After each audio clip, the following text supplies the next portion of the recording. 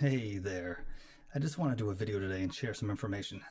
I got Microsoft Flight Simulator 2020, like lots of you did, and it's a lot of fun, but I really wanted to get the best graphics I can get, but keep it smooth, so you balance my frame rate. Hence the title of the video. I wanted to be able to see what my frame rate was, so I can tweak things out and see, you know, you can get away with 30 frames per second and it's okay, but boy, that 40 plus really makes a difference for me to feel more realistic smoothness, but without having a 3090. But I used it by getting MSI Afterburner, excuse me. So real quick, if you want to do the same thing and see an overlay of your frames per second and some other information on your computer from how much your CPU's being used, is it bottlenecks, temperatures, heck, you can even overclock with it. But if you go to MSI.com or just look up MSI Afterburner, take you to the site, simply click on it, download it. I'm sure you guys done this a million times, not a big deal. Get the little executable, double click on the executable, agree, just go through the process. And the only reason I'm even showing you this, I just want to make sure that you guys get both the MSI Afterburner and the Riva Tuner statistics server, so it can collect everything, and it's used hand in hand in conjunction with Afterburner, so you can actually get those frames per second and a lot of the statistics you're trying to get from your card and your computer at that. Once you got that, you can double click and start your MSI Afterburner. And from here, like I said, you can use this to overclock. I'm not getting into any of that. I haven't done that in a while. Don't really care for it. I guess I'm a little just scared I'm going to mess up my card, but I'm happy with the performance I have. So if you click on the little settings button right here and go to the monitor tab or monitoring tab, you'll see a bunch of stuff that will be monitored and tracked. Once this is running and you start any game, the overlay will start automatically. But if you want that overlay so you can actually see it yourself, what you want to do is select whatever you're trying to get the overlay for and select show in the on-screen display, and you'll see them right up here. And when you select that, it also gives you a couple other options where if you want to rename it to something else instead of GPU or GPU usage, you can change things down here. And as you go down, all these are checked off, which the good thing about this is if you don't want to just see the on-screen overlay, if you go down here, you can point to a folder where if you want it to be logged and how big you want that log to be, and then you can actually start logging. I just created this. If you click in there, like click here, and if I do a Control-Alt-Shift, I don't know, F8, you'll see it pop up like that. So you can start your logging and end your logging. So when you come back out, you can actually view the whole history log, like in a time scale of all these things up here, from GPU temperature,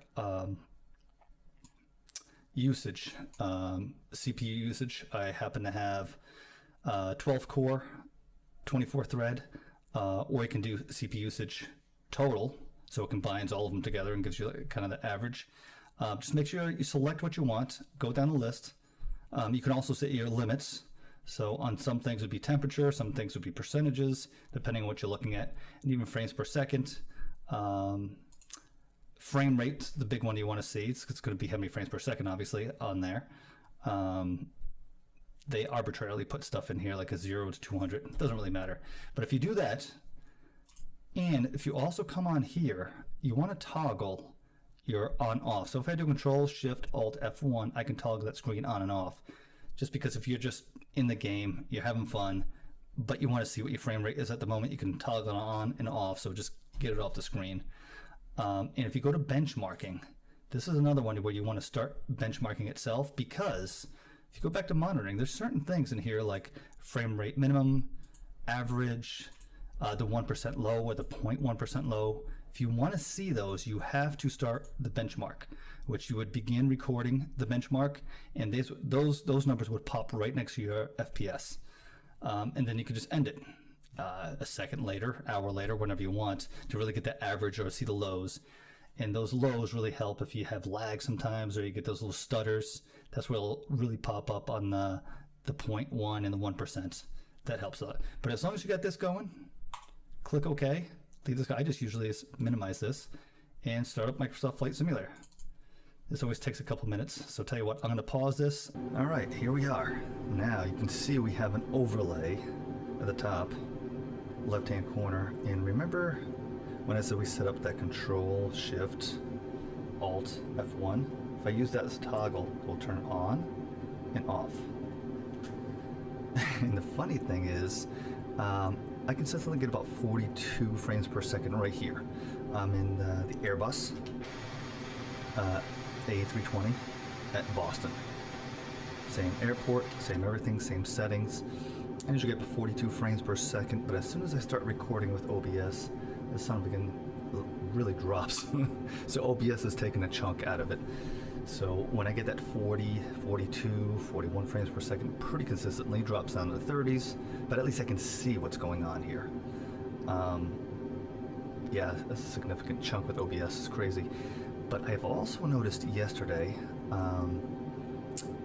in between the first part of this video and what I'm recording now, it's been a few days, and there was an update that came out. And this update, I don't know if it's just me, or maybe it's in conjunction with my new NVIDIA driver update, but both of them say there's supposed to be performance enhancements, and I'm not seeing that.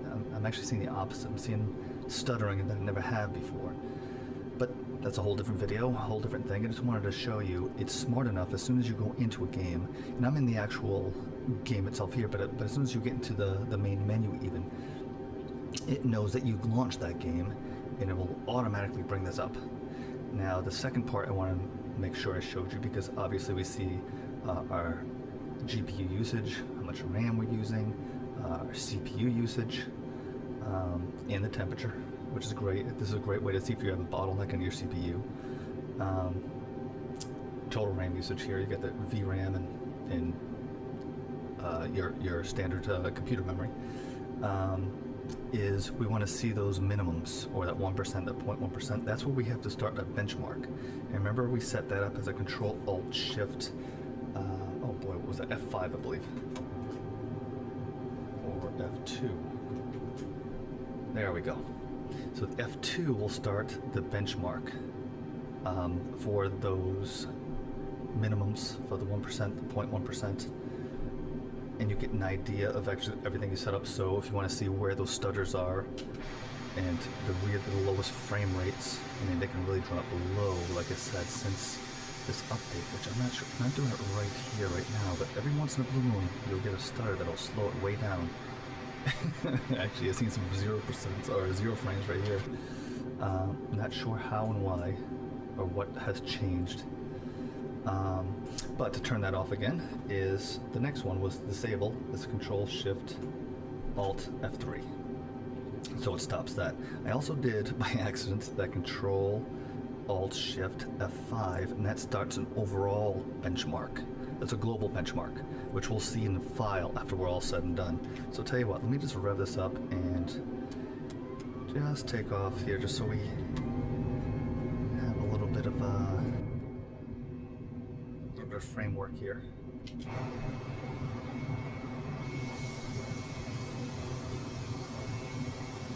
Just want the processor. Oh, look at that stutter. Look at that. I never had that. Never. Oh, holy smokes. That's new. And I think it has to be the latest patch. I didn't have it even with the NVIDIA update. There's been a couple of them in December now. It's Christmas Eve today. But yesterday was a massive, I wish I can remember, 1.11.7. I don't remember anymore. But that's when that started happening. Alright. So even with OBS running 30 frames per second, not horrible, fairly smooth, short of the big huge drops there. But I wanted to do this so as soon as I stop this, we can go and see what the global benchmark looks like. Still, gosh, it's unbelievable. So I'm going to stop the global benchmarking. So I did Control Alt Shift F5 started, so F6 to stop it. I'm going to stop this video here, get out of the game, and show you what I'm talking about. Alright, now we're back to the desktop. You can see the two files I was talking about. Our benchmark that benchmarks our average, our min-max, that 1%, 0.1%. See a little benchmark text file like this. Open it up, you can definitely see how many frames it processed from when we started it and when we ended that benchmark. Gives right here the average, these minimum frame rates, maximum frame rates, which definitely took a heck of a hit. I got to tell you from OBS, because after I just did that part of the video, I went back, I disabled OBS, and I got much better frame rates. So it takes a bigger hit than I thought. But this isn't really a benchmarking video. It's just to show you how you want to see your frames or your bottlenecks to help you tweak your graphics. The other one was a global monitoring, almost like a benchmark, but monitors everything. If you double click on here, I went back, like I said, disabled OBS, and I ran it, I don't know, not for a long while, but you just select your hardware, monitor. Obviously, you can do many sessions on this. And I ran it for such a short while, you really probably have to squint down to see this, but it breaks down everything. You have GPU temperature from that whole time where I started it and ended it. Usage. As we go down, you see your VRAM usage, 7340. And as you move your mouse across it, you can see it changing from that whole time frame. Like I said, I ran it for maybe a minute. So this is a minute's worth, but this will get longer and longer all the way across the side. If you just, you're trying to go through a large city, small city, and see how the up and downs and how much of the resources I used. You go through here, CPU temperatures. Break it down. Like I said, I've got, if you guys want to see, I've got Ryzen 9 3900. So it's 12 core, 24 thread. That's why you're going to see 24 CPUs on there with 32 gigs of RAM. And if you didn't already see, I got a GeForce RTX 27 Super, 2070, excuse me. So you'll see CPU 5, 6, 7 as you go down. So it's monitoring every single thing we saw on that list. But every time it gets to the end of something like that, it'll give you the overall CPU temperature, kind of like an average of them all of them together. And same thing, go across the side and see what time where it spiked up and down. CPU usage, after temperature, get usage. Same thing, 24 of them. Then it'll give you, after the 24th one, will give you the kind of average on there. Clocks, memory, all pretty much everything. Now you come down to CPU power, frames. Same thing we're seeing, but you can actually see from beginning to end, like a graphed spike on how your frames react. See, I got 48. Over here, you'll also see a minimum, 37 to 49, min max on all these. Well, it might be an easier way to see it if you want to see how low did I get, how high did I get, depending on what you're doing. But you've got all your info here in these two files. Global monitoring or a snapshot of what you're looking, especially for those averages and min maxes and points, 1%, 1% on your frames per second. Hope that helped. I'm learning this stuff as I'm going along, and I figured I'd just share with you guys. All right, thanks a lot. Bye-bye.